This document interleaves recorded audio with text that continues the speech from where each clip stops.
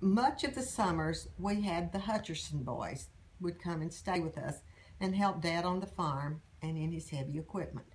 And then we had, much of the time, Dad's half-brother Bob and my brother Carol, all older than me, and little bitty Mama to take care of 3 acres of garden and sometimes the yard and the house and the cooking. Mama was a good cook. She just didn't like to cook. She loved to work in the garden. She loved to work in her flowers. She liked to can and all of that stuff, but she didn't like to cook. So by the time I was 8 or 9 years old, I wanted to cook. And so I remember being the summer before I was 9, so I was 8 years old. Mother had this little wooden box. It was about 15 inches long and about 8 inches wide and about 10 inches tall. And it had an opening where something had been pulled off of it. But it was perfect for a little girl to stand on, and she would put it up to the stove. And I remember her handing me a spoon and saying, "You're going to learn to cook." And she started me with vegetables. And pretty soon I learned to be a good cook with vegetables. In fact, I was a better cook with some vegetables than Mother was because Mrs. Burgess taught me how to cook cabbage.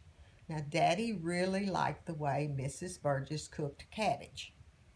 And she said, first you have to get a pan big enough to hold all the cabbage you're going to cook. And then you put clean, strained bacon grease in it, and salt and pepper and a pinch of sugar.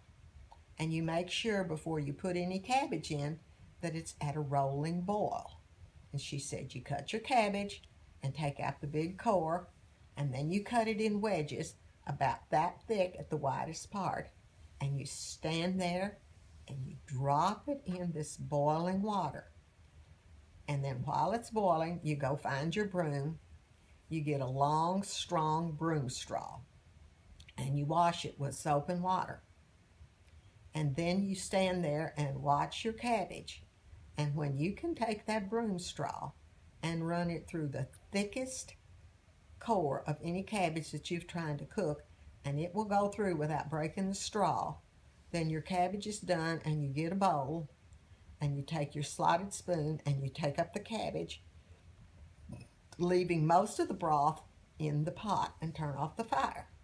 And she said cabbage is best if it's served with homemade cornbread, which she also taught me to make cornbread. Now, to make cornbread, she taught me to use a little pinch of soda, baking powder, salt, an egg, buttermilk, and bacon grease. Well, we don't have all of those ingredients anymore, but you got a pole and you put a little more than a cup of cornmeal in your bowl. And then you added your salt, your baking powder, your soda, and your pinch of sugar, which was close to a tablespoon. And you stirred all that up, and then you made a well in the middle of it, and you broke the biggest egg you could find in the middle of that and mixed some of that in. And then you took a full cup, plus possibly a little more, of buttermilk, and you mixed that in. In the meantime, you had to have heated your iron skillet. Now, she always used bacon grease, but I graduated from bacon grease to a little bit of lard and butter, and then to butter, and now to oil. But you got that hot. What kind of oil? I like canola oil for my cornbread best. I no longer use corn oil because it's not healthy. But nevertheless, you put approximately a fourth of a cup or a little more of oil, and I don't know how to measure things because I don't measure, I just look at it, in the oven, and you get the skillet and the oil hot until it's just starting to smoke. And by that time, you've got your cornbread mixed up. So you take and your oven has got to be at 475.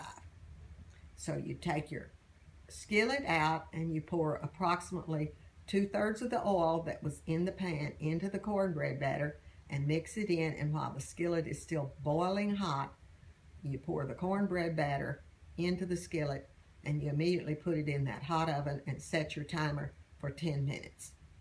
When it's done in 10 minutes, you take it out and turn your skillet over onto a plate and have warm or soft butter ready to go with it. And if you've got black-eyed peas, home-cooked cabbage, and cornbread, you've got a wonderful country meal like Mrs. Burgess taught me to cook.